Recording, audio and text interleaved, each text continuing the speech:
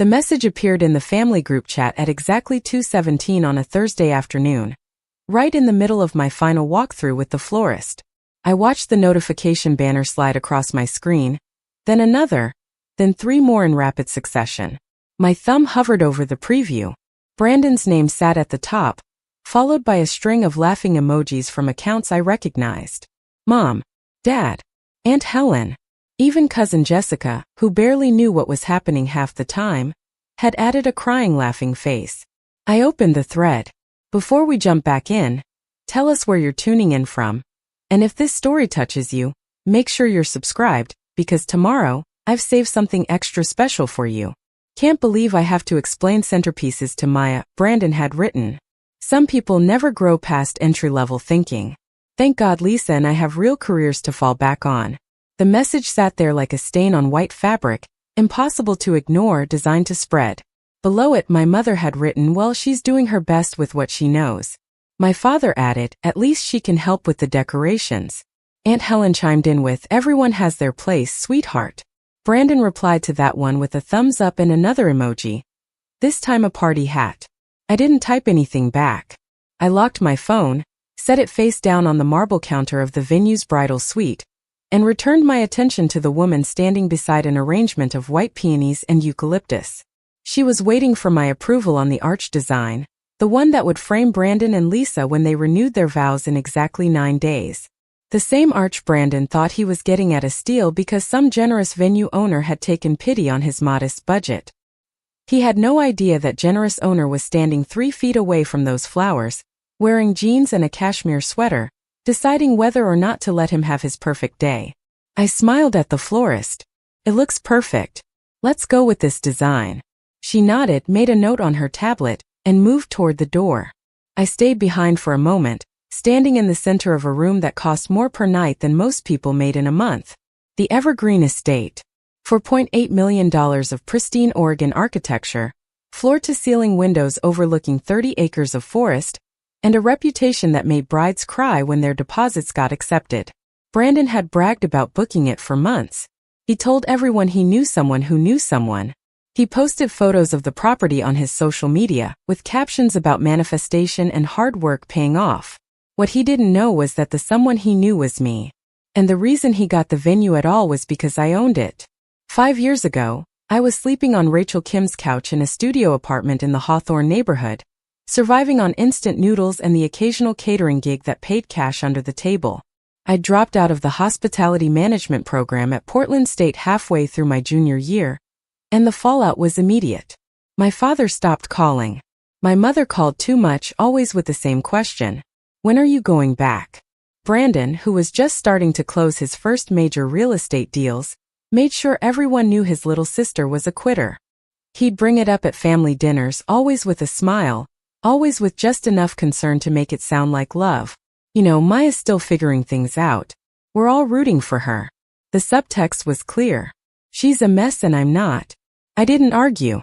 I didn't defend myself. I just worked. I took every wedding coordinator position I could find, even the ones that paid next to nothing.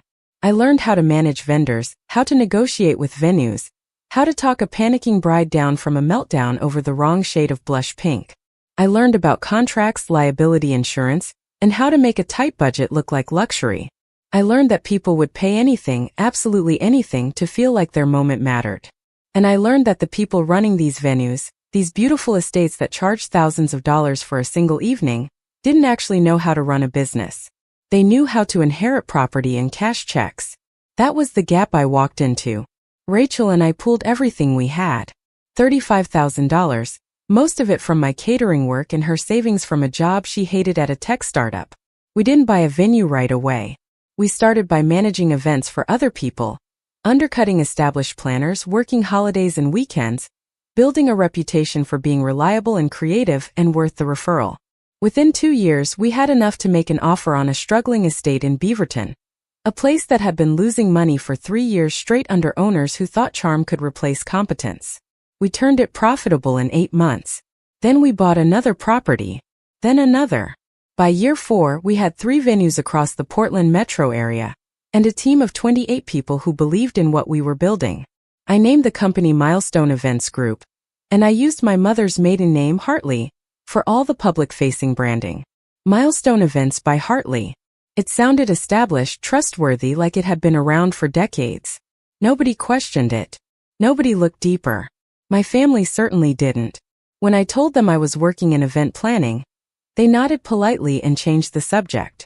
My mother would say things like, "That's nice, sweetie, as long as you're happy," in the same tone she used when I was 7 and announced I wanted to be an astronaut. My father asked once if I had health insurance. When I said yes, he seemed satisfied and never brought it up again. Brandon was the worst. He'd introduce me to his friends as his sister who does parties, always with air quotes around the word parties, always with a smirk that suggested I was one step away from selling balloon animals at children's birthday gatherings. I never corrected him. I never told him that the small party I'd coordinated the previous weekend had brought in $42,000 in revenue. I never mentioned that I just closed on my third property, or that my company was being courted by investors who saw the potential for regional expansion. I stayed quiet and I watched. The thing about being underestimated is that it gives you room to move. People don't guard themselves around you. They don't watch what they say. Brandon certainly didn't. Over the years, he'd made countless little comments, always in front of an audience, always designed to position himself as the successful sibling and me as the one who needed guidance. At our cousin's wedding 2 years ago, he pulled me aside and said, "You know, if you ever want to get serious about your career, I could introduce you to some people. I have connections in hospitality management. Real opportunities, not just freelance stuff." I'd thanked him, told him I'd think about it, and walked away before I said something I couldn't take back. That same weekend, I'd signed the contract to purchase the Evergreen Estate, the crown jewel of Portland event venues. A property so exclusive that it was booked out 18 months in advance and had a waitlist that people paid just to be on. Brandon had no idea. None of them did. When Brandon got engaged to Lisa 15 years ago, I was still in college, still trying to figure out what I wanted. I'd helped with some of the wedding coordination, small tasks like confirming vendor arrivals and setting up the guest book table. He'd thanked me in his speech, called me his little helper, and everyone had laughed. It was affectionate, I suppose, but it also set a tone. Maya helps. Maya assists. Maya is useful in the background. That narrative followed me for years and I never fought it. I didn't need to. I was too busy building something they couldn't see. When Brandon called me 6 months ago to tell me he and Lisa were planning a vow renewal for their 15th anniversary, I listened patiently as he described his vision. Something elegant, he said. Intimate but impressive. We want people to remember this. He told me they were looking at venues, trying to find something within budget that didn't feel cheap. He mentioned the Evergreen Estate, said it was a long shot but worth inquiring about. I told him I'd heard good things about that place. A week later he called back ecstatic. "You won't believe this, Maya. We got the Evergreen Estate. They had a last-minute cancellation and gave us an incredible discount. $15,000 for the full venue. Can you believe that?" I told him I was happy for him. I told him it sounded like everything was falling into place. I didn't tell him that preparing and narrating this story took us a lot of time, so if you are enjoying it, subscribe to our channel. It means a lot to us. Now back to the story. Cancellation was fabricated, that the discount was fiction, that the venue manager who had called him with the good news reported directly to me. I didn't do it out of generosity. I did it because I wanted to see what would happen. I wanted to watch my brother plan the event of his dreams at a place he thought he'd earned through luck and charm, all while having no idea that his failure of a sister owned the ground he'd be standing on. I wanted to see if humility would find him somewhere along the way, if gratitude would soften the edges of his arrogance. It didn't. If anything, the venue booking made him worse.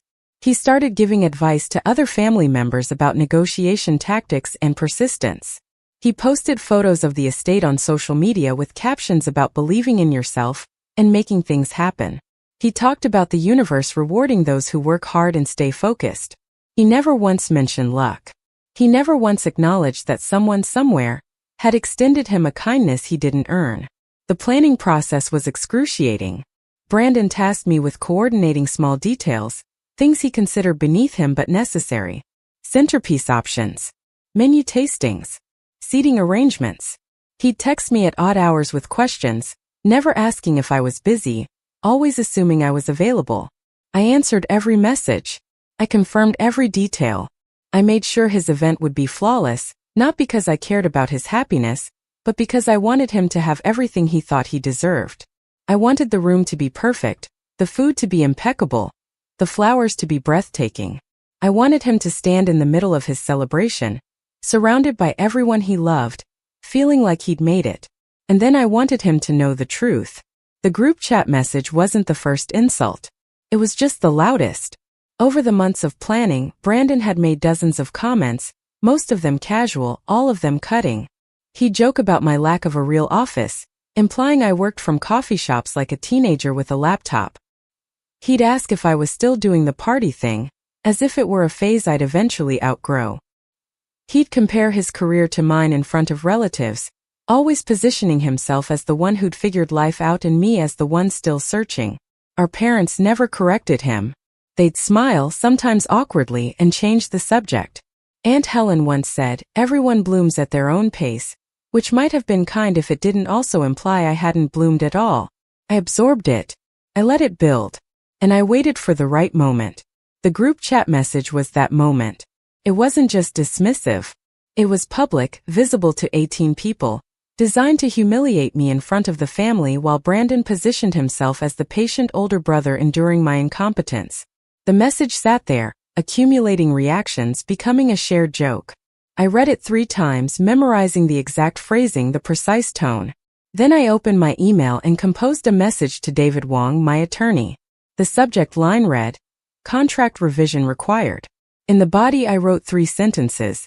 Effective immediately, the Chum Martinez vow renewal event scheduled for June 14th is canceled due to unforeseen venue complications. Please draft a formal notice and have it couriered to the client by end of business today. Include standard cancellation policy terms and refund processing timeline. I hit send before I could second guess myself. David called me within 20 minutes. "Maya, are you sure about this? The event is 9 days out." "I'm sure." He hesitated. "This is your brother. I know exactly who it is." Another pause. "If I send this, there's no taking it back. The deposits are non-refundable per the contract. He'll lose everything he's put in." Then he should have thought about that before he decided I wasn't worth basic respect. "Send it, David." I heard him exhale. "You're the boss. The notice will go out within the hour." I hung up and sat in my office on the 8th floor of a building in the Pearl District, looking out over a city that had watched me struggle and never offered a hand. The skyline was sharp against a gray sky, the kind of Pacific Northwest afternoon that felt like it could break into rain or sunshine without warning. My phone buzzed. Another message in the family group chat. Lisa had written, "Can't wait to see how everything comes together. Maya, you're a lifesaver." The irony was so thick I could taste it. The notice arrived at Brandon's house by courier at 4:30 in the afternoon. I didn't watch for his reaction. I didn't need to. I knew the sequence that would follow, the stages of realization that come when something you thought was guaranteed suddenly isn't. First would come confusion, the assumption that some mistake had been made. Then phone calls, frantic ones, to the venue's main line where a receptionist trained to handle difficult conversations would calmly explain that unfortunately, due to circumstances beyond their control, the event could no longer be accommodated. Then anger, the kind that demands to speak to someone higher up, someone with authority to fix this. That call would be transferred to our operations manager, who would apologize profusely while reiterating the terms of the contract Brandon had signed, the one that clearly stated deposits were non-refundable in the event of cancellation, regardless of which party initiated it. Then would come the bargaining, the promises of additional payment, the appeals to human decency. And finally, the realization that none of it mattered. The decision was final. I was in a meeting with a potential client when my phone started vibrating. I glanced at the screen. "Brandon." I declined the call and returned my attention to the couple sitting across from me. A pair of nervous 20-somethings planning their wedding on a budget that required creativity and careful negotiation. They wanted something beautiful but couldn't afford the standard package pricing at any of our venues. I walked them through options, showed them how we could adjust timing to off-peak hours, how we could streamline certain services without sacrificing elegance. By the time they left, they were smiling, contract signed, deposit paid. My phone showed 6 missed calls from Brandon, 3 from my mother, and 2 from Lisa. The family group chat had 17 new messages, most of them variations of confusion and concern. I silenced the notifications and drove home. My apartment was nothing like what people expected when they learned I owned multiple properties worth millions. It was a modest two-bedroom in the Alphabet District, furnished simply, decorated with things that mattered to me rather than things that impressed guests. I'd bought it outright 3 years ago, paid in cash, and never told anyone in my family that I owned it. As far as they knew, I was still renting something small and making ends meet. The disconnect between their perception and my reality had become so vast that I sometimes felt like I was living two separate lives, one visible and struggling, the other hidden and flourishing. Tonight, sitting on my couch with a cup of tea, I let those two lives finally begin to merge. My phone rang again. Brandon. I answered this time. Maya, what the hell is going on? His voice was stretched tight, a threat about to snap. What do you mean? The venue. The Evergreen Estate just canceled our event. 9 days before the ceremony. 9 days. They're saying it's in the contract that we lose everything. This can't be legal. I'm so sorry to hear that. What happened? What happened? I don't know what happened. They sent some vague notice about unforeseen complications, and now they won't return my calls. Lisa is losing her mind. We have 150 people coming. We've paid for catering for flowers for a band. Everything was built around this venue. I sipped my tea, let the silence stretch.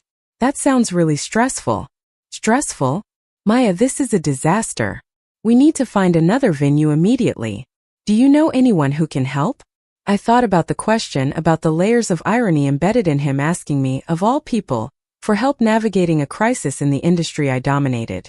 I know a few people. I can make some calls. You need to do more than make calls. You need to fix this. We're family.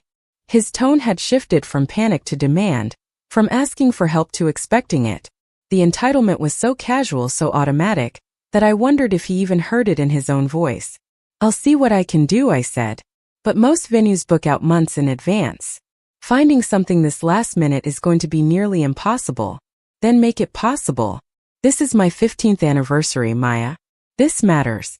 I know it matters. I'm just being realistic about what's available. He exhaled sharply. Just figure it out. I have to go call the caterer and see if we can move things. He hung up without saying goodbye. I set my phone down and stared at the ceiling, tracing the path of a small crack in the plaster that I'd been meaning to have repaired for months. The crack had been there when I bought the place. I'd looked at it during the final walkthrough and thought about how easy it would be to fix, how a little bit of effort could erase the flaw entirely. I never did fix it. Some part of me liked knowing it was there. A small imperfection in an otherwise sound structure. A reminder that nothing is ever completely flawless no matter how much you invest in it. The family group chat exploded over the next few hours. My mother wrote a long message about how devastating this was for Brandon and Lisa, how they put so much effort into planning, how the whole family had rearranged schedules to attend. Aunt Helen posted a prayer emoji and a message about trusting in divine timing. Cousin Jessica shared a link to an article about wedding venue scams, implying without evidence that the Evergreen Estate might be running some kind of fraud operation.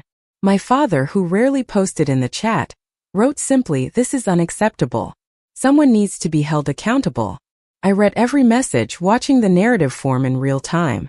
Brandon was the victim. The venue was the villain. And I, by virtue of being the person who helped with small details, was expected to somehow salvage the unsalvageable. Lisa called me at 9 in the evening, her voice hoarse from crying.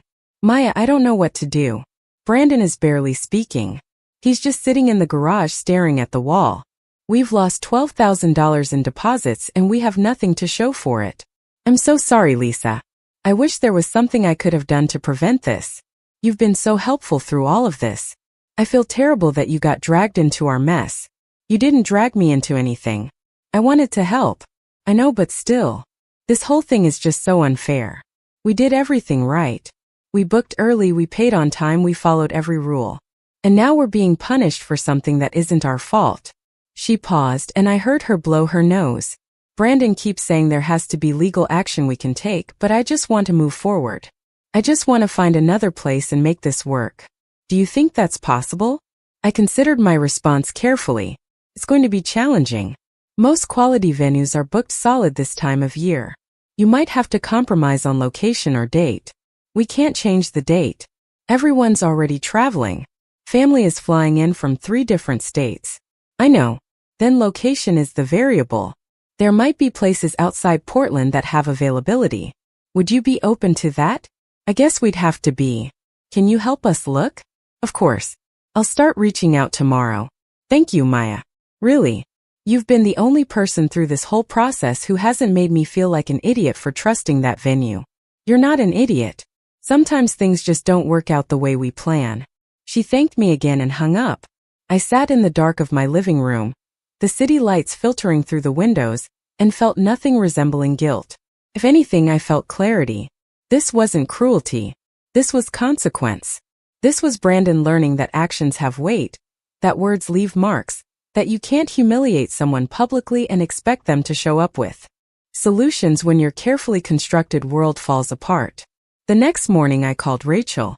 She answered on the second ring, her voice bright with the energy of someone who'd already been awake for hours. Please tell me you're calling with good news about the investor meeting. I'm calling about Brandon. There was a pause. Oh no. What did he do now?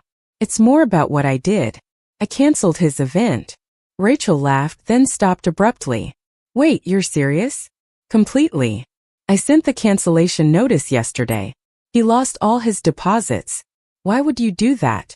You've been planning this for months.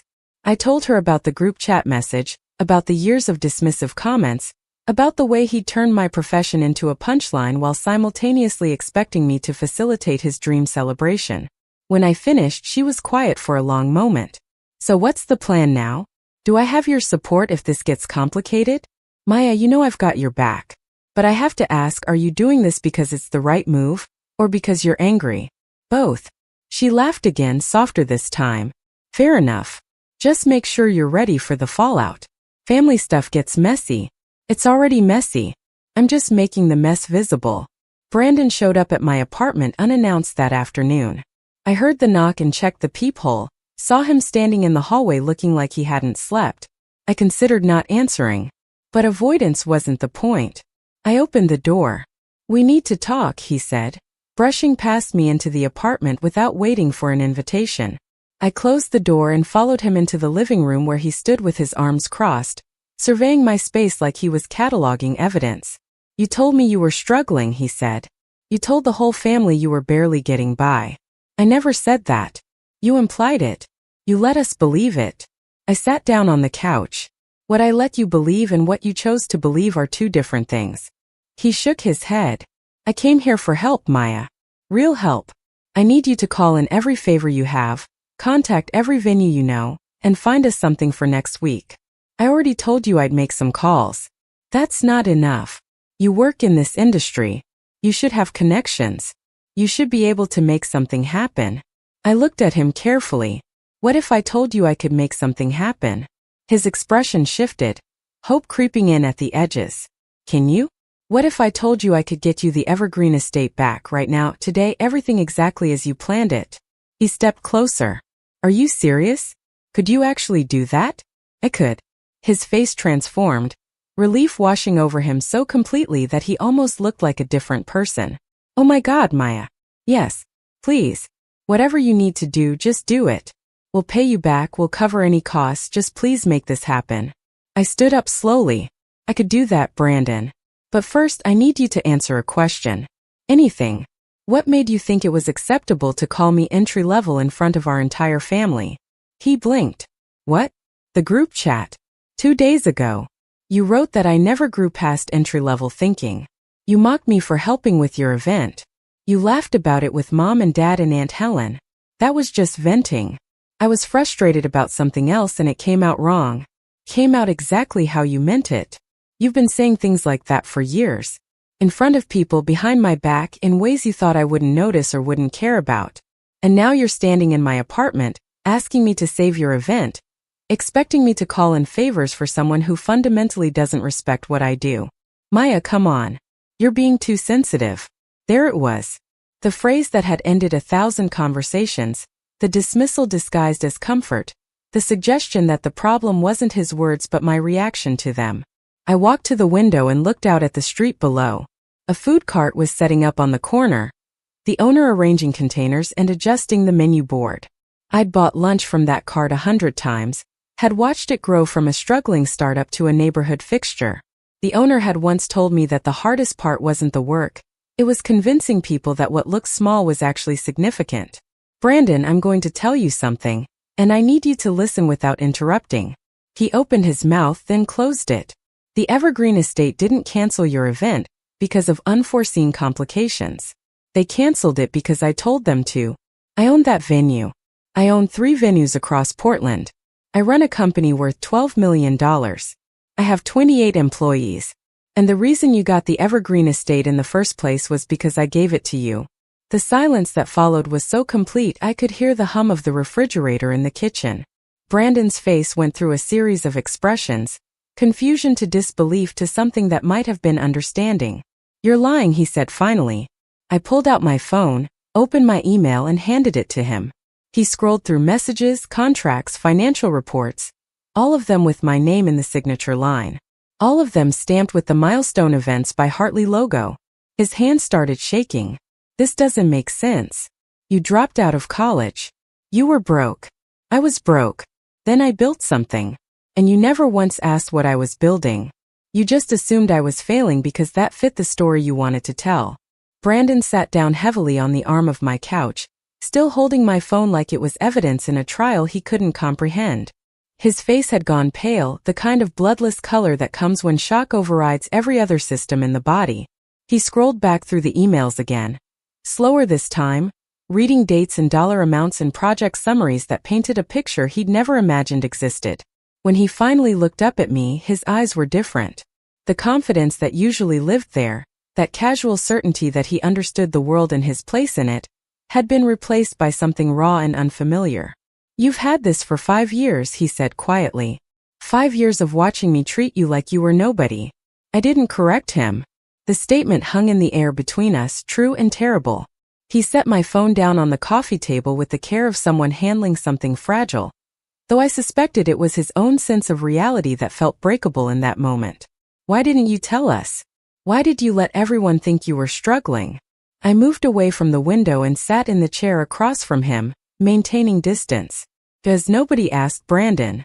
Not once in 5 years did anyone in this family ask me how business was actually going. Dad asked if I had health insurance. Mom asked if I was happy. You asked if I wanted to get serious about my career. But nobody asked what I'd already built. He shook his head slowly like he was trying to physically dislodge the information, make it settle into a configuration that made more sense. But you never said anything. You let us worry about you. You let Mom and Dad think you needed help. What help did they offer? I asked. What concrete support did anyone extend? He opened his mouth, then closed it. The silence was answer enough. They'd worried, perhaps, in the abstract way people worry about things they don't actually intend to address. But worry isn't support. Concern isn't action. And the difference between the two had shaped every interaction I'd had with my family for half a decade. I could have told you at any point, I continued. I could have brought it up at Thanksgiving or Christmas or any of the dozen family dinners where you made jokes about my party planning hobby. But I wanted to see something. I wanted to see if any of you would look past your assumptions long enough to notice that I wasn't the person you decided I was. What were we supposed to notice? Brandon asked, and there was something almost pleading in his voice. You never showed us anything. I showed you exactly what everyone else saw. I showed up to events dressed professionally. I talked about my work when asked. I mentioned clients and projects and timelines. The information was always there. You just chose not to hear it because it contradicted the story you preferred. He stood up abruptly, paced to the window, turned back. This is insane. You're telling me that while I was giving you advice about getting a real job, you were running a multimillion-dollar company? Yes.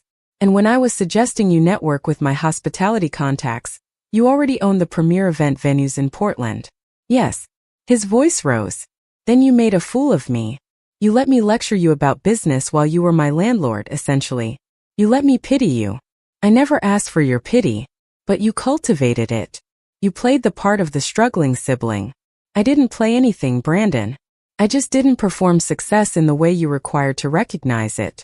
I didn't post about my achievements on social media. I didn't name drop clients at family dinners. I didn't measure my worth by how impressed other people were. And because I didn't perform, you assumed I had nothing worth performing. He was quiet for a long moment, staring at the floor.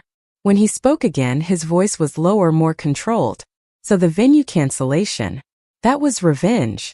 It was consequence. There's a difference. He looked up sharply.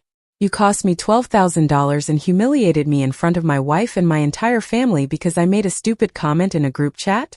I canceled an event at a venue I own because the client publicly disrespected me. If you were anyone else, if you'd written that message about any other vendor you were working with, what do you think would have happened? Nothing, he admitted. Most people would just ignore it. Exactly. Most people don't have the power to respond. But I do. And I chose to use it. Brandon walked back to the couch and sat down properly this time, elbows on his knees, head in his hands. Lisa is going to lose her mind when she finds out about this. She already thinks I'm a failure for losing the venue. Wait until she knows I lost it because my sister owns it and I was too stupid to realize. This isn't about making you look stupid. Then what is it about? I leaned forward. It's about visibility. For 5 years, I've been invisible to this family in every way that matters. You saw me as a project, something that needed fixing or guidance or patience. You never saw me as someone who might have already figured things out. And that dismissal, that casual erasure of who I actually am, it compounded. Every joke, every piece of unsolicited advice, every time you referred to my career as a hobby or suggested I needed to grow up, it built up. And that group chat message was just the most recent brick on a very tall wall. He was quiet, absorbing this. Then he asked, what do you want from me? An apology? A public confession? What would make this right?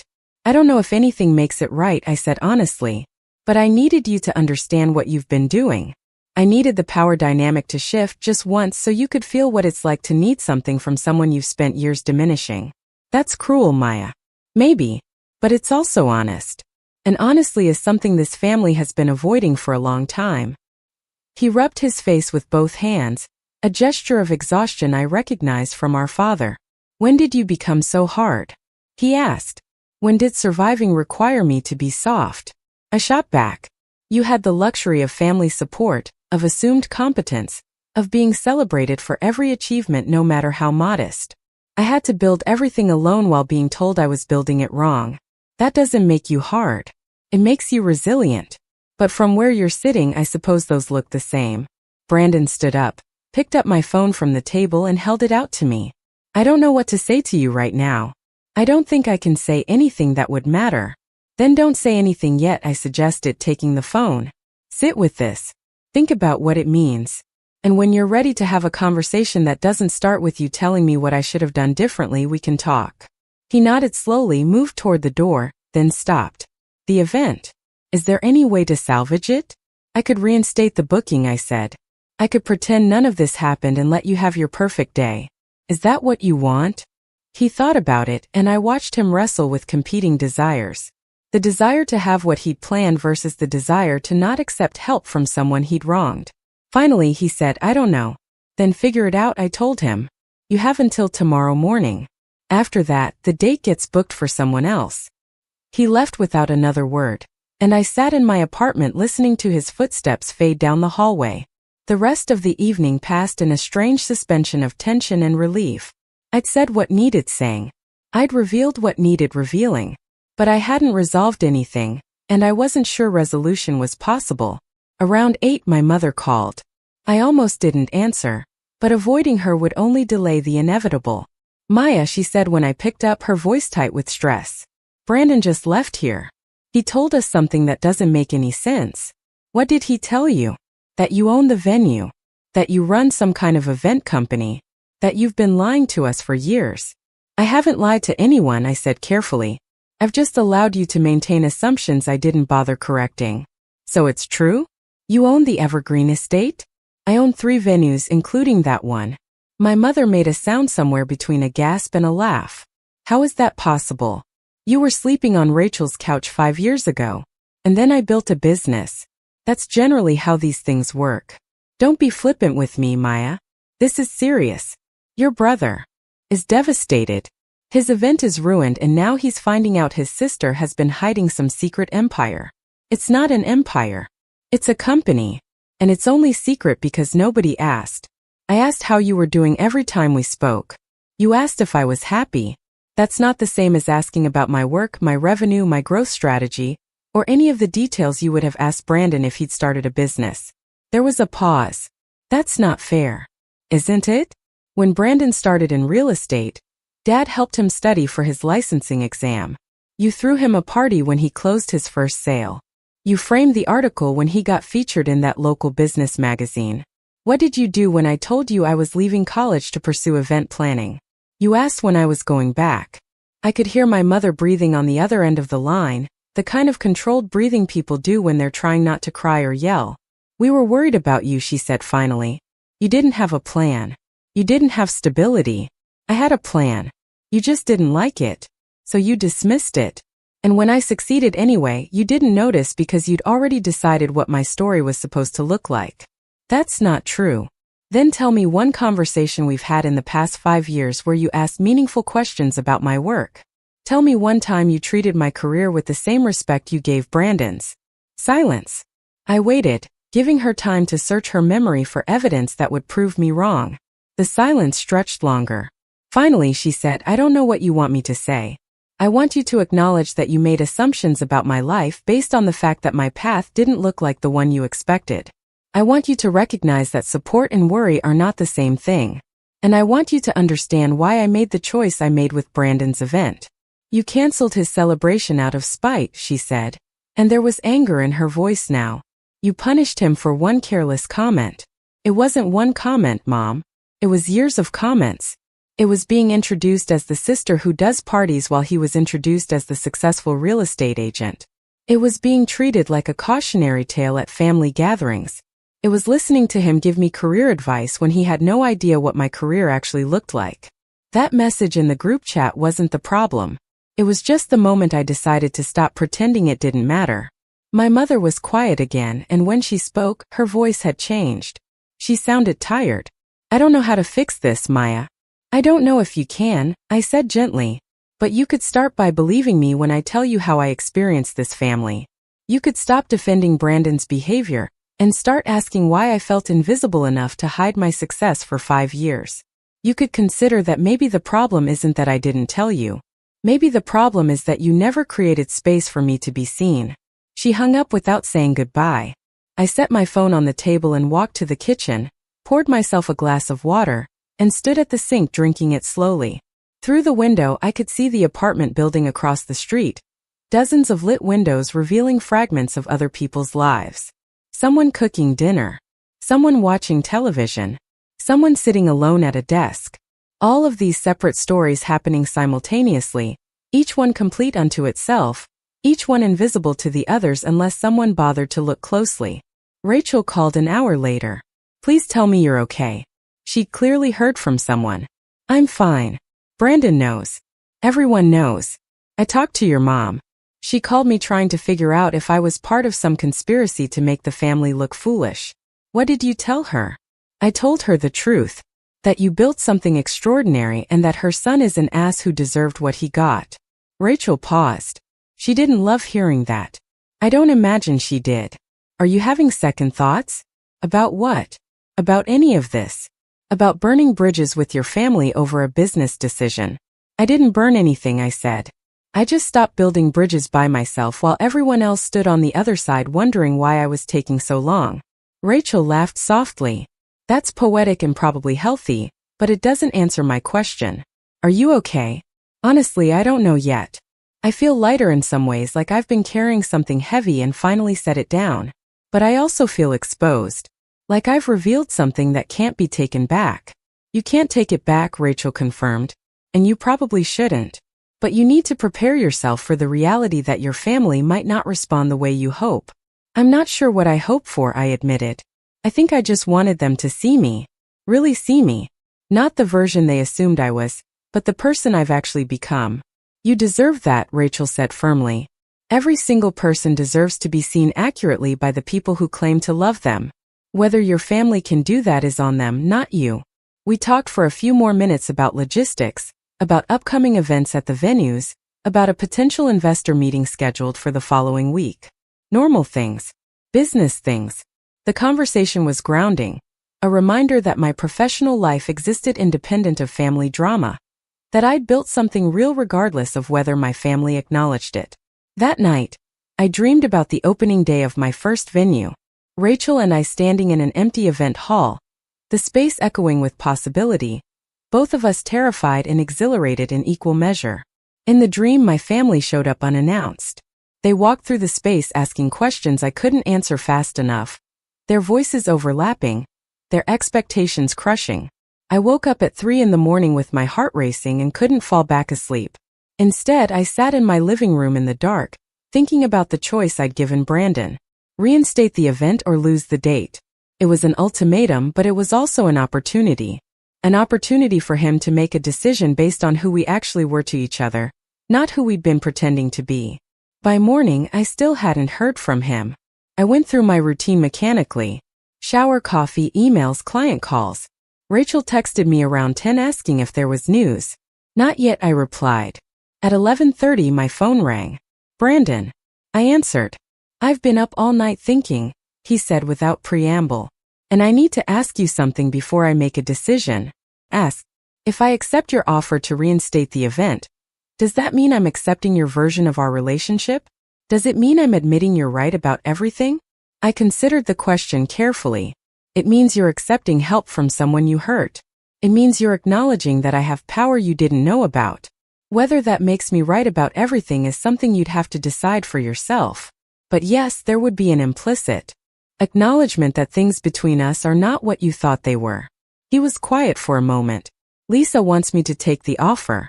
She says we can deal with the family stuff later, but right now we need to focus on the event. What do you want? I want to not need your help, he said honestly. I want to fix this myself and prove I don't require rescue from my little sister. But I can't. Every other venue in the area is booked or prohibitively expensive or completely wrong for what we planned. So I'm stuck choosing between my pride and my wife's happiness. Those are the stakes, I agreed. And I won't make the choice for you. He exhaled slowly. If I say yes, if I accept your offer, I need you to promise me something. What? Don't hold this over me forever. Don't use this as ammunition in every future disagreement. Don't make me pay for this indefinitely.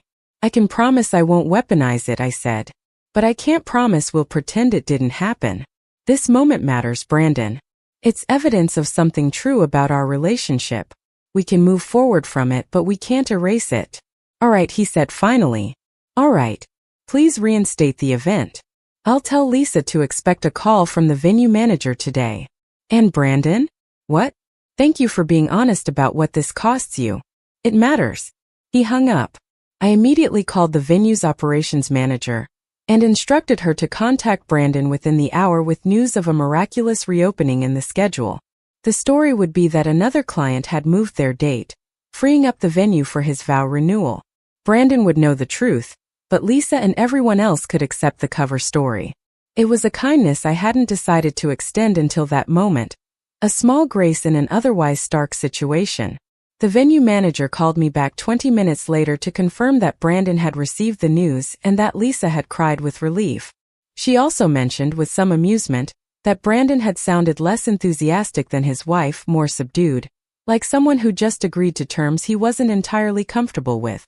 I thanked her for handling it professionally and reminded her that the full story was not for public consumption. She assured me that discretion was part of what I paid her for, and we ended the call. The family group chat went silent for 2 full days. No messages, no reactions, nothing. It was the kind of silence that follows a detonation, when everyone is still assessing damage and deciding how to respond. I didn't break it. I went about my work, met with clients, reviewed contracts, attended a ribbon cutting for a small business in Selwood that was using one of our venues for their launch party.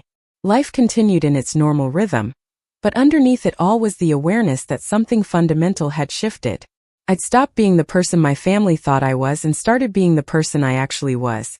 The gap between those two versions had been bridged, but the structure that bridge created was still untested. On the 3rd day, my father called. His voice was formal when I answered, the tone he used for difficult conversations. Maya, I think we need to have a family meeting. All of us together. To discuss what's happened. When were you thinking? This weekend. Sunday afternoon. Your mother and I will host. Brandon and Lisa will be there. We'd like you to come. It wasn't really a request, though he'd phrased it politely.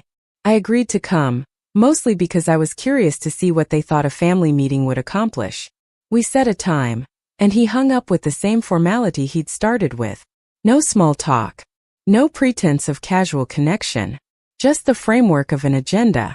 I told Rachel about the meeting over lunch at a Thai restaurant near the office. She made a face.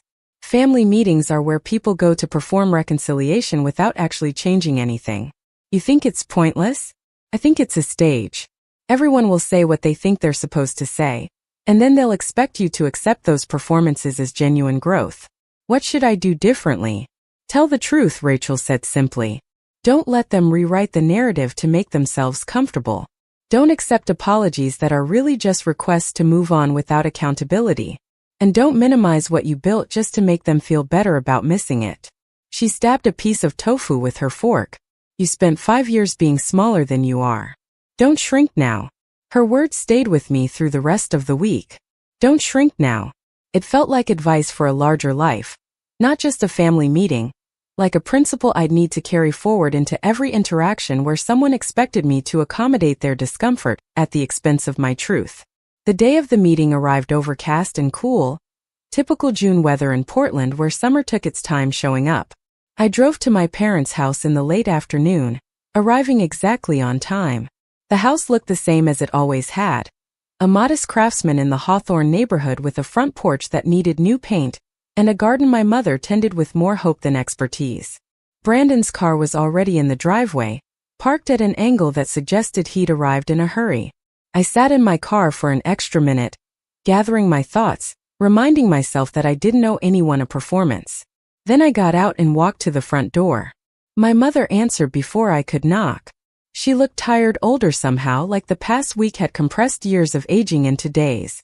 She hugged me briefly, an automatic gesture that felt more obligatory than affectionate, and stepped aside to let me in.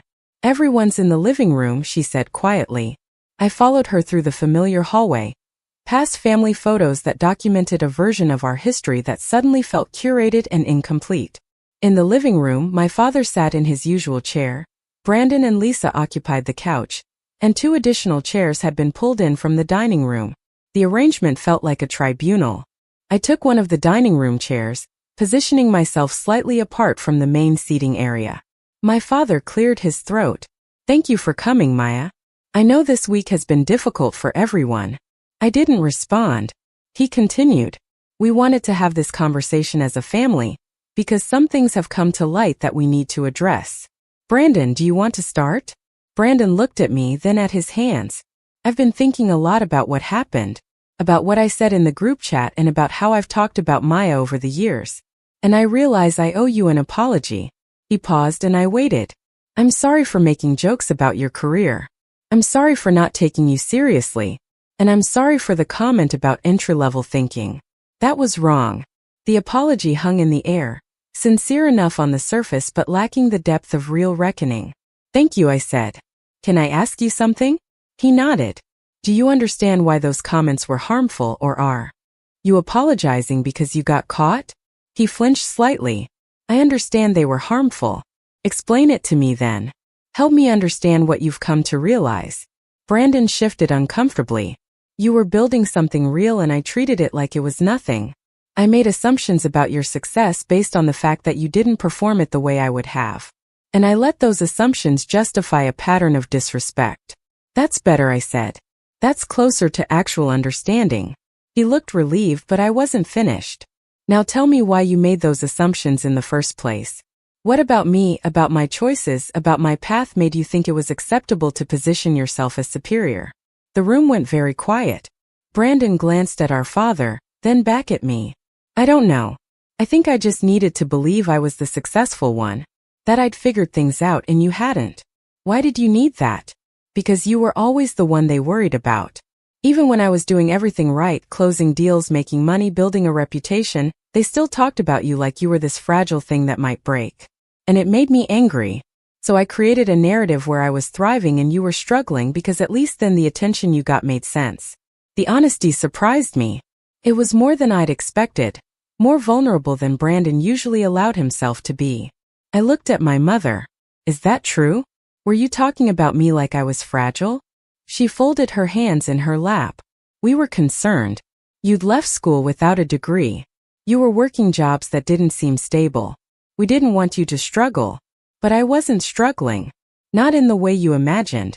You were surviving, she corrected gently. That's not the same as thriving. I turned to my father. What about you? Did you think I was just surviving? He adjusted his glasses, a habit from his years teaching high school that he'd never lost. I thought you were finding your way.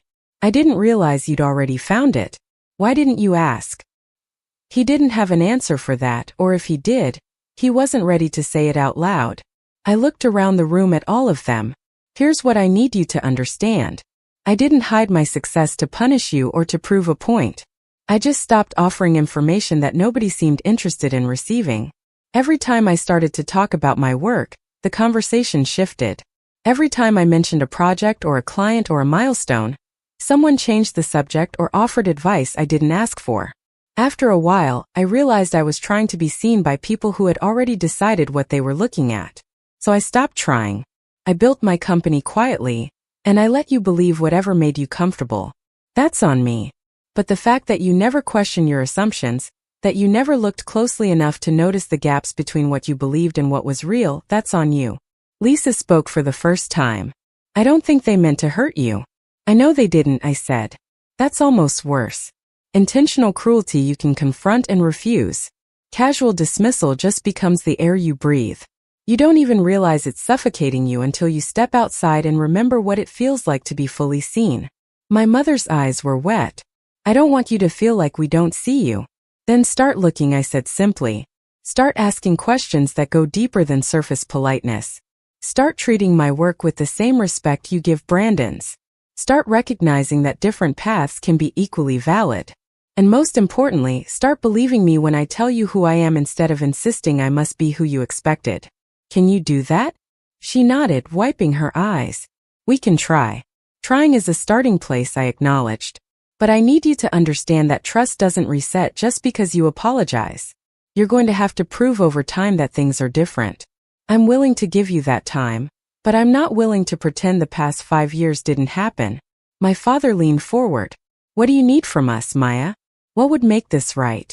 I thought about the question, about all the ways I could answer it. Finally, I said, I need you to tell the truth at the vow renewal.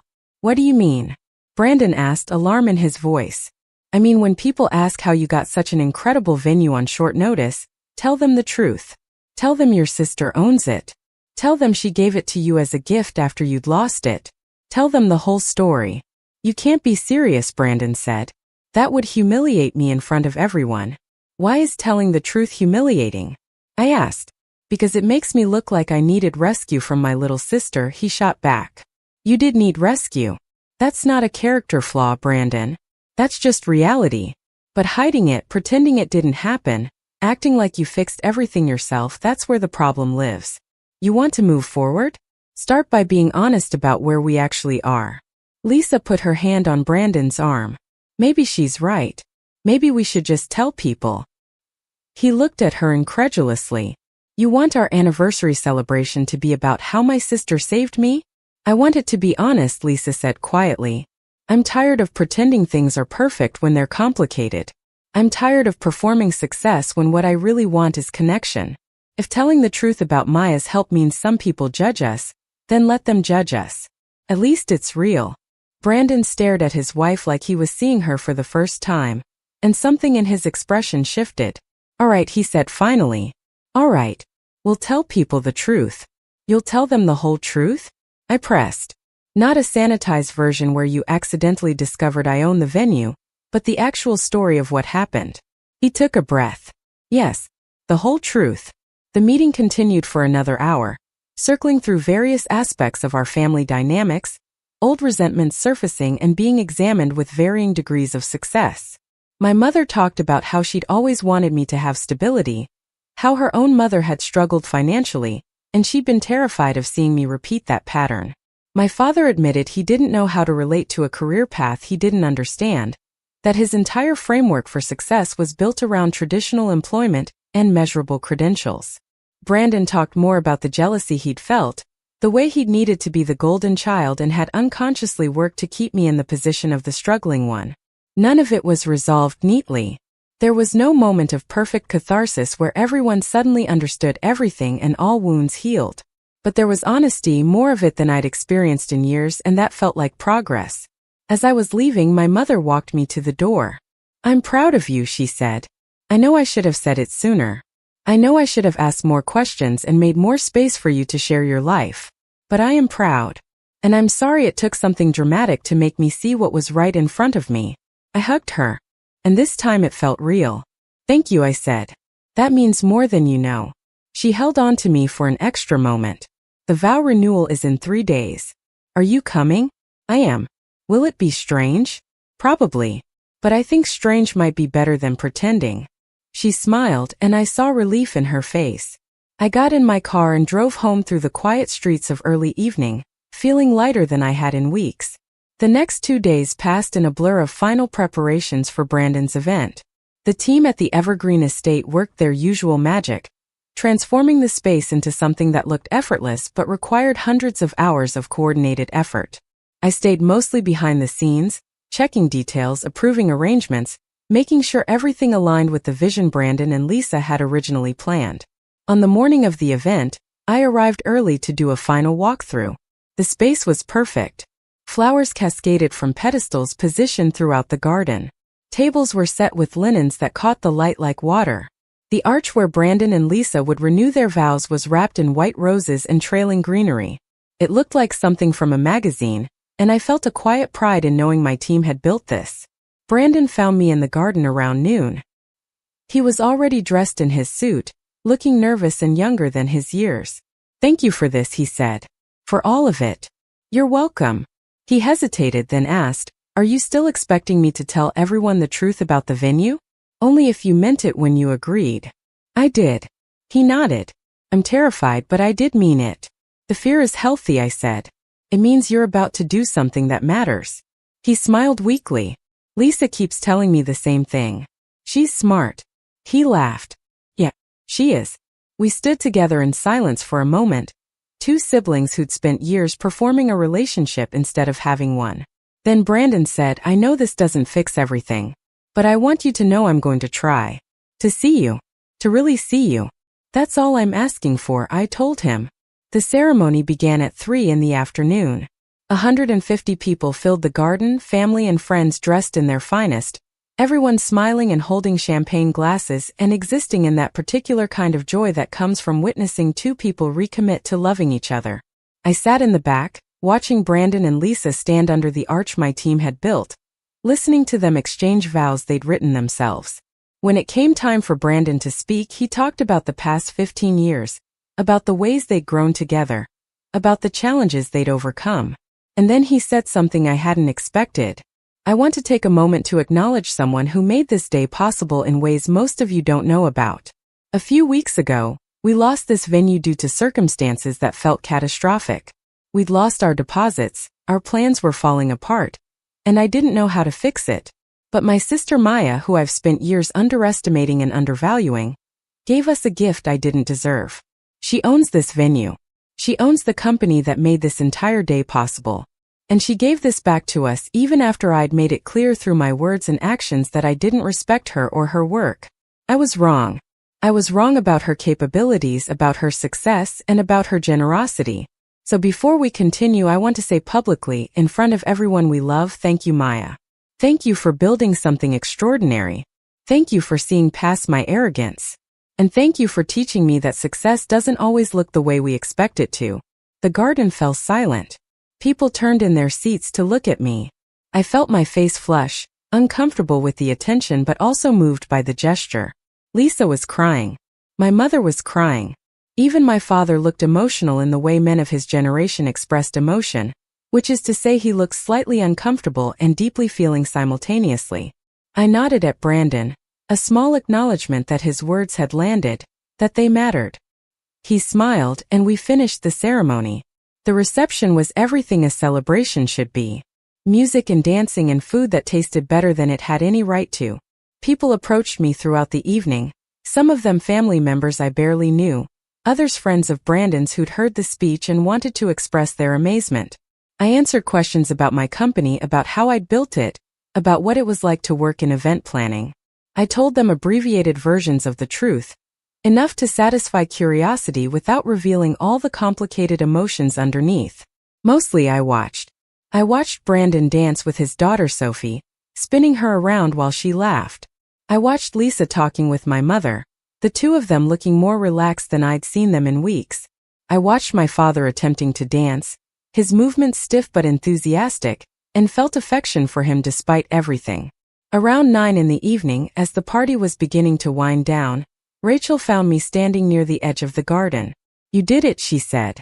"You actually pulled this off." What did I pull off? The whole thing. The reveal, the confrontation, the reconciliation. You navigated a minefield and somehow everyone's still standing. I leaned against the railing that separated the garden from the forest beyond. I'm not sure everyone's standing. I think some people are just really good at staying upright when they're actually collapsing inside. Deep, Rachel said with a smile. But probably true. She looked out at the party, at the people laughing and celebrating. "Do you think things will actually change with your family?" "I think they'll try," I said. Whether trying translates to lasting change is a different question. But I'm more interested in whether I change. Whether I stay committed to being fully visible, even when it's uncomfortable. That's the part one can control. We stood together watching the celebration.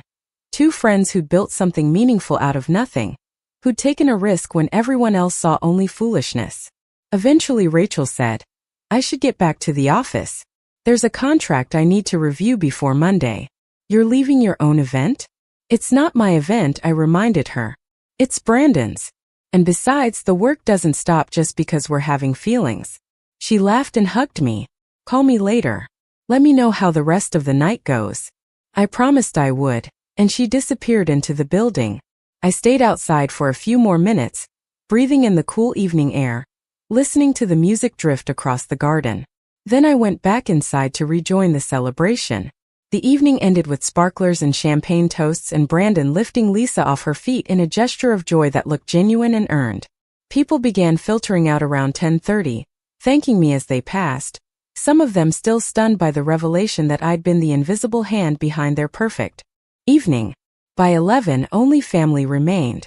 We sat together in the now empty reception hall, exhausted and full, talking about nothing important and everything important simultaneously. My mother told stories about Brandon and me as children, stories I'd heard before but that landed differently now. My father asked thoughtful questions about my business, real questions that suggested actual interest rather than polite inquiry. Brandon and Lisa held hands and looked at each other like people who just survived something difficult and come out closer for it. Around midnight, as we were preparing to leave, my father pulled me aside. "I've been thinking about something you said at the family meeting, about how we never questioned our assumptions about you." He paused, choosing his words carefully. "I think I do that with a lot of people. I decide who they are based on limited information, and then I stop looking for evidence that contradicts my conclusion. That's a hard thing to admit." "It is. But I'm realizing it's necessary. You deserved better from me, Maya. You deserved curiosity and attention and belief. I'm sorry I didn't give you those things." I hugged him and he held on tight. "We have time," I said. "We can do better going forward." "I'd like that," he replied. "I really like that." I drove home through empty streets, the city quiet in the way it only gets late at night when most people are asleep and the ones who aren't feel like they're the only ones awake in the world. My apartment welcomed me with familiar silence. I changed into comfortable clothes, made tea I didn't drink, and sat on my couch thinking about everything that had happened over the past 2 weeks. The confrontation, the revelation, the apologies, the celebration. It all felt simultaneously monumental and ordinary, like I'd climbed a mountain only to discover the view from the top looked remarkably similar to the view from the bottom, just from a different angle. My phone buzzed with a text from Brandon. "Thank you again for tonight. For everything. I know I keep saying it, but I need you to know I mean it." I typed back, "You're welcome. And I'm glad we're starting to be honest with each other." His response came quickly. Me too. It's terrifying but also kind of liberating. Like I don't have to pretend anymore. That's exactly what it is, I wrote. And it gets easier the more you practice it. He sent a heart emoji, something he'd never done before, and I smiled. Small gestures. Small steps towards something different. I thought about Rachel's question from earlier. Do you think things will actually change? The truth was I didn't know. People rarely transformed completely. They shifted, adjusted, made incremental improvements that sometimes accumulated into something significant, and sometimes just rearranged the furniture of their flaws. But the possibility of change, the willingness to try, that felt like enough for now. I'd spent 5 years being invisible by choice, protecting myself from dismissal by never fully offering myself to be seen. That protection had cost me something too. The chance for genuine connection, for being known in my fullness, for having my achievements celebrated by people who loved me. Now that protection was gone. I was visible, vulnerable, open to both the joy and the pain of being truly seen. It was terrifying. It was also, as Brandon had said, liberating. The city lights blinked through my window, each one representing someone else's story, someone else's struggle toward being known. I thought about all the people working invisibly, building things quietly, achieving success without fanfare or recognition.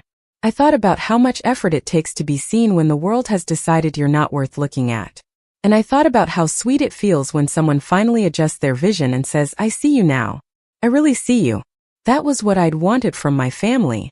Not praise, not celebration, just the simple acknowledgement that I existed in my fullness, that my path was valid even if it looked different from what they'd expected.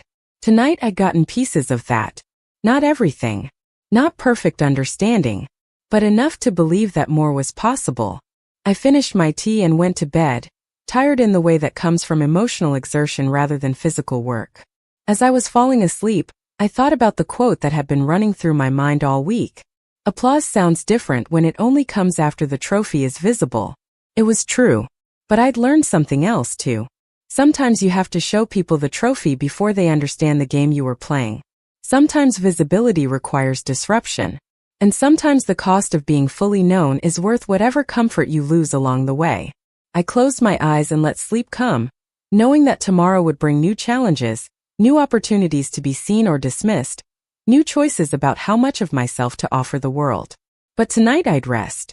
Tonight, I'd let the weight of 5 years of hiding finally lift. Tonight I'd allow myself to be proud of what I'd built, regardless of who noticed or when.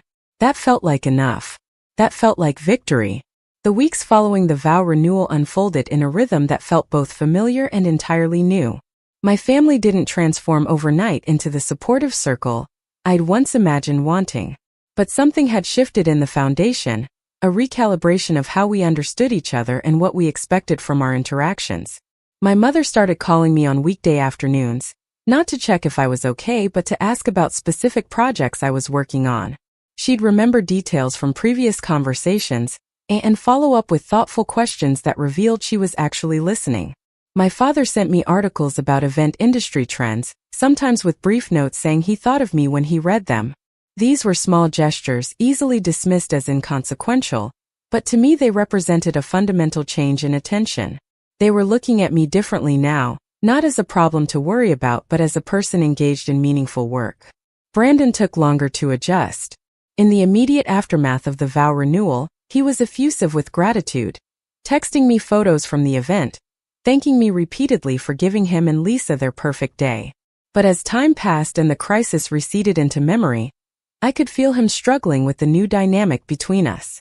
He was no longer the undisputed successful sibling, and I was no longer the struggling one who needed guidance.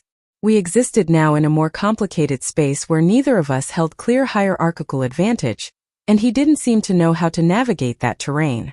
Our conversations became careful, almost formal, as if we were both afraid of saying something that would trigger another confrontation. I understood the impulse.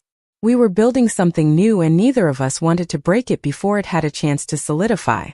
Lisa, surprisingly, became someone I talked to more frequently. She reached out a few weeks after the vow renewal to ask if we could have coffee, just the two of us. We met at a cafe in the Alberta Arts District, a neighborhood neither of us had particular attachment to, neutral ground. She ordered a latte and I got tea, and we sat by the window watching people pass on the sidewalk. "Thank you for meeting me," she said. "I wasn't sure you'd want to." "Why wouldn't I?" "Because I stood by while Brandon made jokes about you for years. I laughed at some of them. I didn't push back when he dismissed your work. I was complicit, and I've been thinking about that a lot since the vow renewal." Her honesty disarmed me. "I appreciate you saying that. Most people don't acknowledge the role of the bystander." She stirred her coffee absently. "I think I told myself it wasn't my place to interfere in sibling dynamics. But that was just an excuse. The truth is I benefited from Brandon feeling superior to you. It made him less threatened by my success, less competitive about my salary being higher than his. As long as he could point to you and feel like the accomplished sibling, he didn't have to wrestle with his insecurities about our marriage dynamics." "That's remarkably self-aware," I said. She shrugged. "Therapy helps. I've been going for about a year now, working through some family of origin stuff. And one of the things I've realized is how often we participate in other people's dysfunction because it serves our needs, even if we don't consciously recognize those needs exist. I've been doing that with Brandon and you. I let him diminish you because it stabilized something in our relationship. And I'm sorry for that. Apologies that come with understanding are rare," I told her. "Thank you for doing the work to get here." We talked for another hour, ranging across topics that had nothing to do with Brandon or family drama. She told me about her career in marketing, about a promotion she was pursuing, about her concerns that having children would derail her professional momentum. I told her about the challenges of scaling a business, about the tension between growth and maintaining quality, about my own ambivalence toward traditional milestones like marriage and parenthood. By the end of the conversation, I realized I genuinely liked her, not just as my brother's wife but as a person I'd choose to spend time with independent of family connection.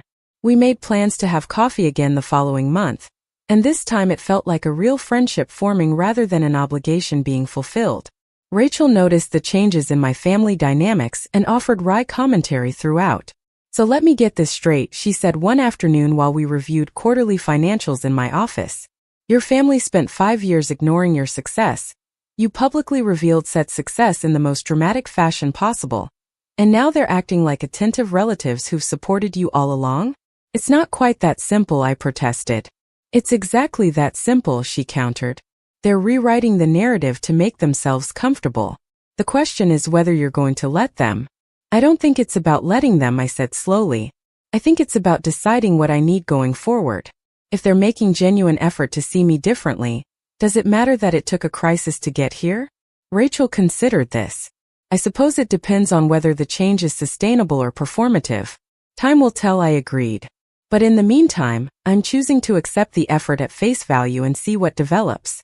The business continued growing at a pace that was both exhilarating and occasionally overwhelming.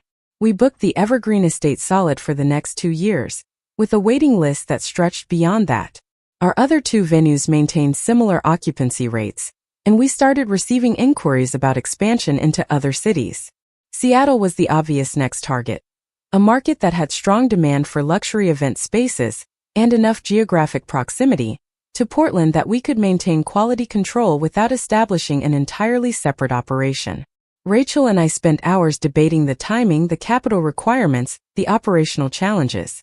She was more bullish than I was about rapid expansion, eager to capitalize on momentum while we had it. I was more cautious, concerned about stretching ourselves too thin and compromising the reputation we built on executing flawless events. Eventually we compromised, agreeing to begin preliminary location scouting in Seattle, while maintaining our focus on optimizing Portland operations. The investor interest that had been building for months finally crystallized into a concrete offer. A private equity firm with a portfolio of hospitality companies approached us about a significant capital injection in exchange for minority ownership. The terms were generous, the valuation was fair, and the opportunity would give us resources to expand faster than we could through organic growth alone. Rachel was excited about the possibilities. I was terrified of losing control, of having outside voices influence decisions about company culture and service standards. We spent a week in intensive discussions with the investors, asking questions about their involvement expectations, their timeline for returns, their philosophy about business operations. They said all the right things about respecting founder vision and supporting growth without interfering in day-to-day management. But I'd heard enough business stories to know that promises made during courtship don't always survive the reality of partnership. I called my father, surprising both of us with the gesture. He'd spent his career as a high school teacher, far removed from the world of private equity and business deals, but he had a clarity of thinking I'd always respected, even when we'd struggled to connect. I need advice, I told him. I'm considering taking on outside investors and I'm scared I'll lose something essential if I do. He listened while I explained the opportunity, the trade-offs, the competing visions between Rachel's enthusiasm and my caution. When I finished, he was quiet for a moment. Then he said, "What's the thing you're most afraid of losing?" "Creative control," I said immediately. "The ability to make decisions based on what's right for clients, rather than what maximizes profit. Can you build protections for that into the agreement?" "I can try, but I don't know if they'll hold when pressure comes." "Pressure always comes eventually." "Then maybe the question isn't whether to take the investment," he said. "Maybe it's whether you're willing to fight for your values when that pressure arrives. Because if you're not, no contract language will save you. But if you are, the investment might give you resources to fight more effectively." His words clarified something I'd been circling around. I wasn't afraid of growth or capital or expansion. I was afraid of becoming someone who prioritized financial return over human experience, who made decisions based on spreadsheets rather than the quality of moments we created for clients. But that fear wasn't about the investors. It was about me and what I'd allow myself to become under pressure. If I could stay committed to my values regardless of stakeholder expectations, the investment was just a tool. If I couldn't, the money would only accelerate my compromise. Rachel and I ultimately decided to accept the investment with carefully negotiated terms that protected founder decision-making authority on key operational matters. The contract was complex, drafted over several weeks with lawyers who specialized in founder-friendly deal structures. When we finally signed, I felt a mixture of excitement and unease. We just bet on ourselves in a bigger way than ever before, and the stakes of failure had increased proportionally. Brandon called me the day the investment was announced in the Portland Business Journal. "I saw the article," he said, his voice containing something I couldn't quite identify. "Congratulations. That's a massive deal." "Thank you. How do you feel about it?" "Terrified and hopeful in equal measure." He laughed. "That sounds about right for anything worth doing."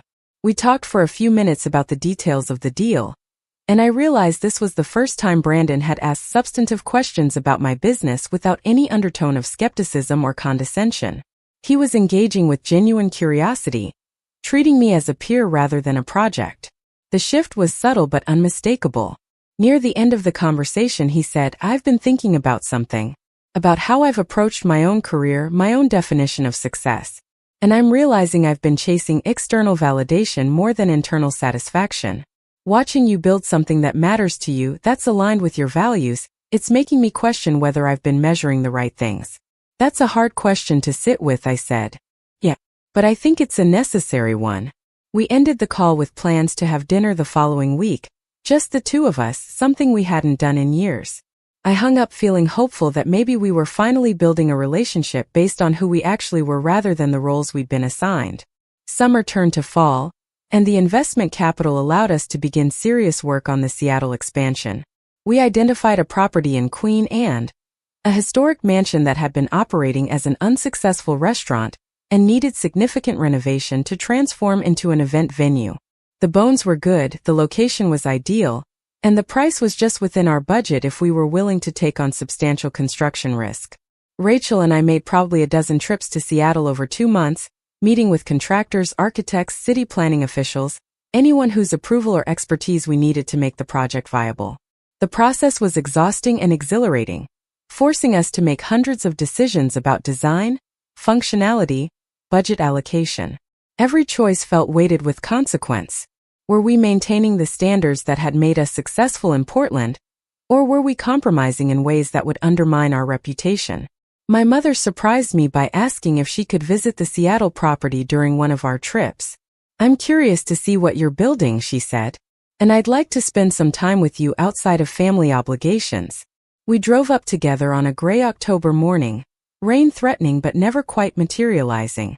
She asked questions during the drive about how Rachel and I had met, about the early days of the business, about decisions and challenges and moments that defined our growth. I found myself telling her stories I'd never shared before.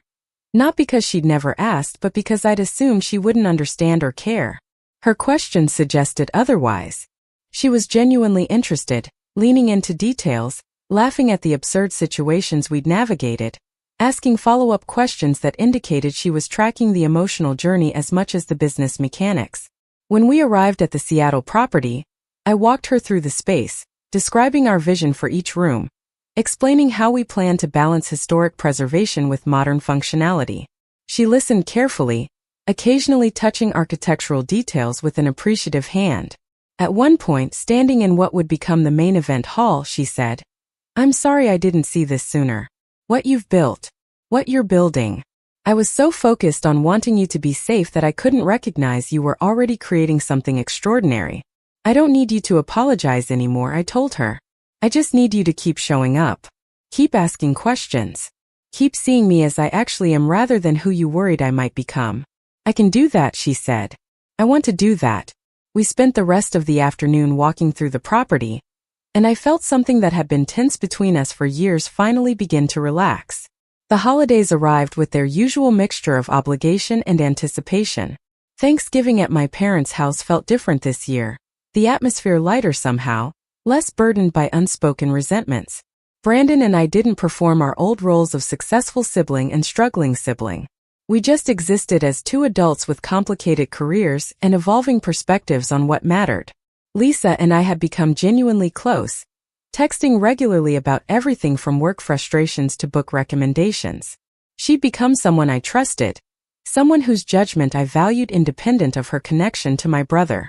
Aunt Helen asked me detailed questions about the Seattle expansion, having apparently followed our progress through social media and news coverage. Even cousin Jessica, who'd always seemed only tangentially aware of anything happening outside her immediate sphere, expressed admiration for what Rachel and I had accomplished. My father pulled me aside after dinner while everyone else was watching football in the living room. "I've been thinking about what you said months ago, about how we never questioned our assumptions about you. And I realized I've been doing that in other areas of my life too, making judgments based on surface information, and then never revising those judgments even when evidence contradicts them. It's made me rigid in ways I don't like." "That's hard to recognize about yourself," I said. "It is. But I'm grateful for the recognition. You taught me something important, Maya. You taught me that people are always more complex than the stories we tell about them. And the stories we tell say more about us than they do about the people we're describing." We stood together in comfortable silence for a moment, two people who'd struggled to understand each other finally finding common ground. Then we rejoined the family in the living room, and I settled into the chaos of football commentary and dessert negotiations with a sense of belonging I hadn't felt in years. The Seattle venue opened in March, 6 months after we'd closed on the property and 4 months of intensive renovation work. The launch event was invitation only, a showcase for wedding planners, corporate event coordinators, and industry press. We transformed the historic mansion into something that honored its past while feeling thoroughly contemporary. All clean lines and natural light, and carefully curated details. Rachel gave a speech about our vision for expansion, about maintaining the standards that had defined us in Portland, while adapting to Seattle's distinct market. I stood beside her feeling proud of what we'd built and terrified of everything that could still go wrong. The feedback was overwhelmingly positive. We booked our first 3 events that night, and within a week we had enough deposits to cover our first year's operating costs. Brandon and Lisa came to the opening, driving up from Portland for the evening. Brandon walked through the space with obvious appreciation, stopping to examine details, asking questions about design choices and construction challenges. At one point he said, "I've been in real estate for 15 years and I've never created anything this beautiful. I've facilitated transactions, helped people buy and sell properties, made good money. But I haven't built anything. Not like this." "You've built a career," I said. "That counts."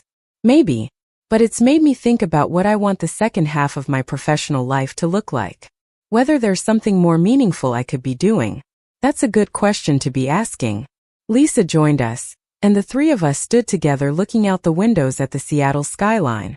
She slipped her hand into Brandon's and said, "We've been talking about what's next for us, professionally and personally. And we've decided we want to be more intentional about building things that matter rather than just accumulating achievements that look impressive." "That's ambitious," I said. "It is," Brandon agreed. "But watching you do it has made it seem possible. We don't know what it looks like yet. But we're asking different questions now, and that feels like progress."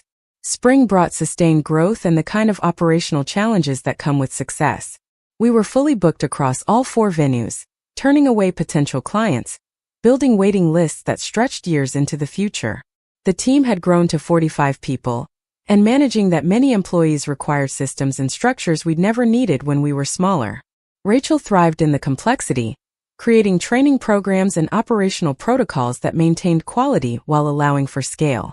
I struggled more with the distance between me and the actual events. When we were smaller, I could be present for most celebrations, could walk spaces with clients, could ensure every detail aligned with our standards. Now I was reviewing reports and approving budgets and making strategic decisions that felt increasingly removed from the human moments that had drawn me to this work in the first place. I shared this tension with my father during one of our now regular phone calls. "It sounds like you're grieving something," he said. "What am I grieving?" "The version of your business where you could be connected to everything. That's a natural loss that comes with growth. The question is whether what you're gaining is worth what you're losing." "I don't know yet." "Then maybe you need to spend some time at the events again. Remember why you started this. Reconnect with the moments that matter." He was right. I started blocking time to be present at venues during actual celebrations, not as the CEO reviewing operations, but as someone there to witness the moments we'd created space for. I watched couples exchange vows, families celebrate milestones, colleagues honor achievements. I remembered that the spreadsheets and strategic plans were all in service of these human experiences, these moments when people felt seen and celebrated, and held by community. The work mattered not because we were profitable, but because we created beauty and meaning for people navigating the significant transitions of their lives. Reconnecting with that purpose stabilized something that had been wobbling inside me. Summer arrived with record temperatures and a full calendar of events. One Saturday evening, I was at the Evergreen Estate for a wedding when I saw a familiar face in the crowd. Sophie, Brandon's daughter, now 9 years old and growing into her own distinct personality. She was wearing a navy dress and standing near the dessert table with the focused concentration of someone plotting optimal cake acquisition strategy. I walked over and stood beside her. "That's a lot of options to choose from." She looked up at me and grinned. "Aunt Maya, I didn't know you'd be here. I work here, remember? This is my venue." She looked around with new appreciation. "This is yours. Like you own it?" "I own it." Her eyes went wide. "That's so cool. Do you get to eat the cake whenever you want?" I could, but that would be unprofessional. She considered this seriously. "That makes sense. But it must be hard being around cake all the time and not eating it." "It builds character," I told her, and she laughed. We stood together watching the celebration unfold, and she asked me questions about how weddings worked, about why people made such elaborate plans for one day, about whether I ever got tired of seeing people get married. I answered honestly, telling her about the responsibility of holding space for people's most significant moments, about how repetition didn't diminish meaning if you stayed present to what made each celebration unique. Brandon found us eventually, looking slightly harried. "Sophie, your mom is looking for you. Time to go. Can I talk to Aunt Maya for a few more minutes?" Sophie asked. He glanced at me and I nodded. "Sure," he said. "But just a few minutes." He wandered off to find Lisa, and Sophie turned back to me. "Aunt Maya, can I ask you something?" "Of course. Why did you and Dad used to not get along?" I hesitated, trying to find a truthful answer that was appropriate for a 9-year-old. We had different ideas about success, and we didn't communicate well about those differences. So we hurt each other without meaning to. "But you're friends now?" "We're working on it." She nodded sagely. "That's good. I like it when you come to family stuff. You ask me real questions instead of just saying I've gotten so big." "I'll remember to keep asking you real questions," I promised. She hugged me quickly and ran off to find her parents, and I stood there feeling the weight of being seen by someone who had no agenda, who simply appreciated being treated as a full human, rather than a diminished version awaiting growth. The year continued its forward momentum, carrying us all into futures we couldn't have predicted 12 months earlier. My family had transformed from people who shared DNA but little genuine understanding into something more complex and authentic. We still had difficulties, still navigated tensions and misunderstandings, but we did so with more honesty and less performance. Brandon and I developed a real friendship, one based on mutual respect rather than hierarchical positioning. My parents showed up for me in ways they hadn't before, not perfectly but sincerely, and I learned to accept imperfect effort as valuable rather than demanding flawless transformation. Lisa became someone I considered a true friend, someone I'd choose regardless of family obligation. Even extended family members shifted their engagement, asking better questions, showing genuine interest, treating my work as legitimate rather than quaint. The business continued exceeding projections, and Rachel and I began preliminary conversations about additional expansion, possibly into San Francisco or Los Angeles.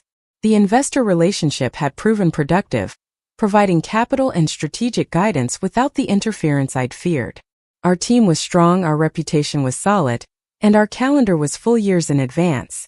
I'd built something that mattered, something that would outlast me, something that created beauty and meaning in the world, that felt like success in the truest sense.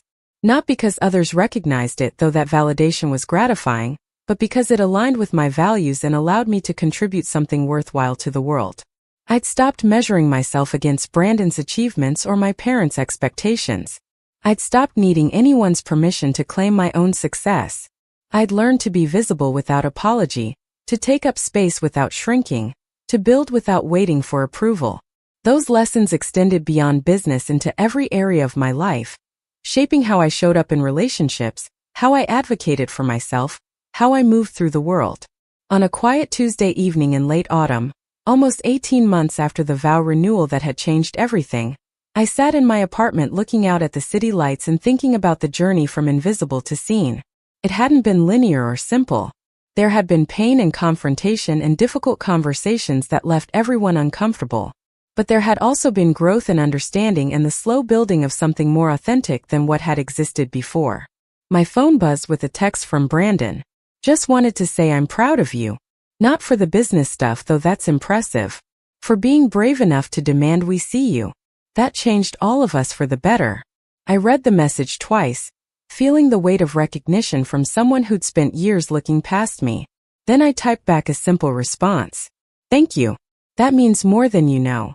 I set my phone down and returned my attention to the window, to the city spread out below, to all the invisible people building their own versions of success in ways the world might never notice or celebrate. I thought about how visibility isn't about being seen by everyone. It's about being seen accurately by the people who matter. And how sometimes you have to disrupt everything, risk everything, reveal everything before that accuracy becomes possible. The journey had been worth it. The destination was still unfolding. And for the first time in years, I felt completely present for both. 2 years after the vow renewal, I stood in the conference room of our new corporate office in downtown Portland, looking at architectural renderings for our 6th venue. The space we'd started in Rachel's studio apartment had evolved into something neither of us could have imagined during those early desperate years. We now employed 73 people across 4 cities, and our annual revenue had crossed $28 million. The numbers were impressive, but what mattered more was that we'd maintained the integrity that had defined us from the beginning. Every event still felt personal, every client still received the attention they deserved, and our reputation remained built on excellence rather than volume. Rachel walked into the conference room carrying 2 coffees and wearing the expression she always had when she was about to propose something ambitious. I already know I'm going to say yes to whatever you're about to suggest, I told her. You don't even know what it is yet. I know that look. You're planning something that will stretch us in uncomfortable ways and ultimately make us better. She laughed and set the coffees on the table. You've known me too long. What is it this time? I want to start a foundation, a nonprofit arm that provides event planning services for families who can't afford traditional celebrations. Weddings for people with terminal illnesses, anniversary parties for couples in hospice care, celebrations for families experiencing homelessness who found stable housing. All the moments that matter but that people can't access because they lack resources. I sat down processing the proposal. That's beautiful and logistically complicated. Exactly why I knew you'd say yes. We have the infrastructure now, the team capacity, the vendor relationships. We could dedicate maybe 10% of our resources to this without impacting our commercial work. And it would give everyone on our team a chance to remember why this work matters beyond profit. I thought about the idea, about the complexity it would add to operations that were already demanding, about the emotional weight of working with families in crisis situations. I also thought about the version of myself who'd started this business, who'd been driven not just by entrepreneurial ambition, but by a genuine desire to create beauty and meaning for people navigating life's most significant moments. That version of me would have loved this proposal. The version sitting in this conference room, worried about operational efficiency and budget allocations, needed to remember her. Let's do it, I said. But we do it right. We hire someone specifically to run the foundation, someone with nonprofit experience who understands both the mission and the operational realities. We create clear boundaries about capacity so we don't burn out our team. And we build evaluation metrics that focus on impact rather than volume. Rachel grinned. I already have someone in mind for the director position. Of course you do. We spent the next hour mapping out the framework for what would become the Milestone Foundation, a 501c3 organization dedicated to providing celebration planning services for underserved communities. The work was energizing in a way that routine business operations hadn't been in months. We were building something that would matter beyond our own success, that would extend the reach of what we did to people who needed it most. By the time we finished the initial planning session, I felt reconnected to the purpose that had driven me through those early exhausting years. Brandon called that evening, while I was cooking dinner in my apartment. I heard about the foundation, he said. Lisa saw Rachel's post about it on social media. That's an incredible idea. Thanks. We're excited about the possibilities. He was quiet for a moment. Can I tell you something? I've been thinking a lot about legacy lately, about what I want to leave behind beyond closed deals and commission checks. And I'm realizing I want to do something that matters in a deeper way. Something like what you're building. I said. You have skills and resources. It's just a matter of directing them differently. I know. I've actually started volunteering with a housing nonprofit, helping people understand the home buying process, advocating for first-time buyers who don't have family wealth to rely on. It's early, but it feels more meaningful than anything I've done professionally in years. That's wonderful, Brandon. Really. I'm proud of you. Thanks. I think I needed to see you build something purpose-driven before I could imagine doing it myself. You gave me permission to want more than financial success. We talked for another 20 minutes about his volunteer work, about the foundation, about the ways we were both trying to align our professional lives with deeper values. When we hung up, I felt grateful for the relationship we'd built, for the honesty that now defined our interactions. The brother who'd once dismissed my work as a hobby was now seeking advice about meaningful contribution. The shift was remarkable not because it was complete but because it was genuine. He wasn't performing growth to impress me. He was actually growing, and he was willing to be vulnerable about the process. The foundation launched 6 months later with a small ceremony at the Evergreen Estate. We'd planned and executed our first 3 events by that point, each one confirming that this work would be emotionally demanding and deeply worthwhile. The first was a wedding for a woman with stage 4 cancer who'd been given months to live.